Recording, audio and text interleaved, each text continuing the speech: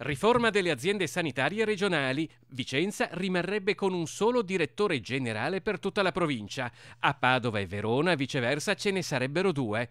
Un'ingiustizia che la provincia di Vicenza subirebbe rispetto a quelle di Padova e Verona è uno degli argomenti caldi della contestata riforma voluta dalla regione. Che i direttori generali delle aziende sanitarie dovessero ricevere i cittadini una volta alla settimana era uno dei punti programmatici annunciati da Zaia in campagna elettorale al capitolo sanità, un programma lanciato con lo slogan "Una sanità a misura di persone". Oggi, con la drastica riduzione delle ULSS decisa dalla Regione, che vuole limitare le aziende sanitarie ai soli capoluoghi di provincia, risulta difficile immaginare che Sanità a misura di persona potrebbe offrire in provincia di Vicenza un direttore generale a disposizione di quasi 1 milione di abitanti. Infatti non è così ovunque.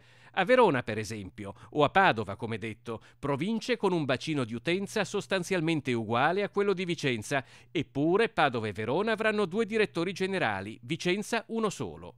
Perché? Perché un trattamento così diverso tra province uguali? Già da tempo Rete Veneta ha abbracciato l'idea di una ULSS della Pedemontana, una ULSS che cancellerebbe un'ingiustizia ingiustificabile.